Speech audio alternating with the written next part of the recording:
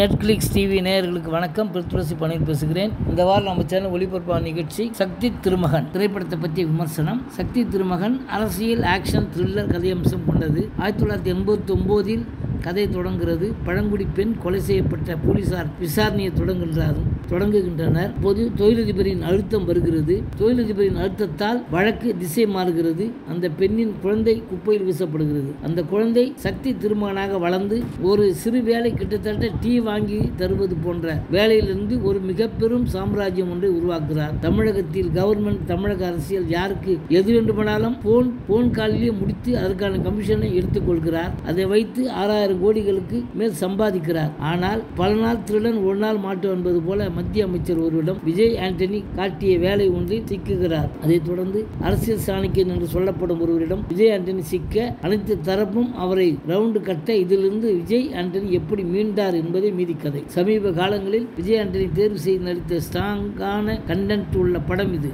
பல நிஜ வாழ்க்கை சம்பவங்களை அடிப்படையாக கொண்ட சுவாரஸ்யமான அரசியல் த்ரில்லர் படம். கிறிஸ்பாகவும் வேகமாகவும் நகர்கிறது. படத்தின் முதல் பாதி வலுவாகவும் நம்மை கட்டிப்போடும் வகையில் உள்ளது. பல மாநில மற்றும் மத்திய அரசியல்வாதிகள், அதிகாரிகள், அரசியல் ஆலோசகர்கள், அரசியல் யூடியூப் சேனல்களுடன் குறிப்பிடத்தக்க ஒற்றுமை படத்தில் தெரிகிறது. நமது அன்றாட வாழ்வில் மோசடி மூலம் மக்கள் எப்படி அரசியல்வாதிகள் மக்களை ஏமாற்றுகிறார்கள் என்பதை பரபரப்பாகவும் விறுவிறுப்பாகவும் சொல்லியிருக்கிறது. விஜய் ஆண்டனி இந்த மாதிரியான அண்டர்பிளே செய்து தன் காரியத்தை சாதிக்கும் கேரக்டர் என்றாலே அல்வா சாப்பிடுவது போல வழக்கம் போல் நிதானமாக நடிப்பில் பட்டியை கிளப்பியுள்ளார். முதல் பாதி முழுவதும் அரசியல் களம் சூடு பறக்க அவர் நடத்தும் ஆட்டம் செம விறுவிறுப்பான ஆட்டம். ஒரு மீடியேட்டர் பெரிய எம்பி, எம்எல்ஏவால் கூட முடியாத விஷயத்தை எப்படி முடித்து வைக்கிறார் என்பதை காட்டிய விதம் பிரமிப்பு. அதுக்கு விஜய் ஆண்டனி காட்டிய மாஸ், செம மாஸ்.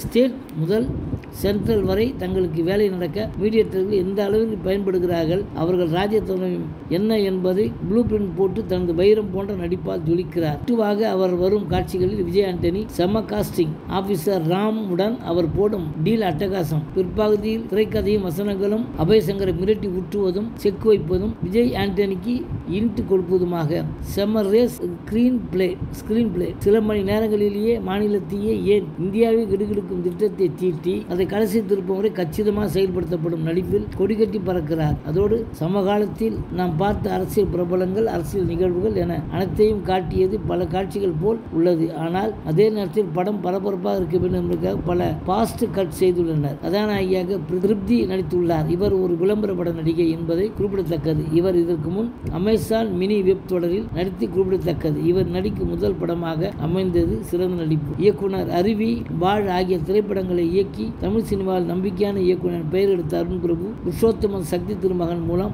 மீண்டும் அந்த நம்பிக்கையை உறுதி செய்துள்ளார். ஊழலுக்கு எதிராக தமிழ் சினிமா நிறைய திரைப்படங்கள் உருவாக்கப்பட்டது. ஆனால் அக்கதைகள் அன்றைய காலகட்ட அரசியல் சித்தாந்தங்களுடைய கூடிய வெளிப்படையான அநீதிகளை பெரிதாக முன்வைக்கவில்லை. அந்த குறைகளை நீக்கி அப்பட்டமாக இன்றைய இருதுருவ அரசியலை முன்வைத்து மிகப்பெரிய அரசியல் ஆலோசகர்களால் நாடு என்னென்ன நிலைக்கு சென்று கொண்டிருக்கிறது என்பதையும், அரசு அதிகாரங்களால் உள்ளவர்களின் ஊழல்களால் தனி மனிதர்கள் சந்திக்கும் அவலமும் காட்சி தந்திருக்கிறார்.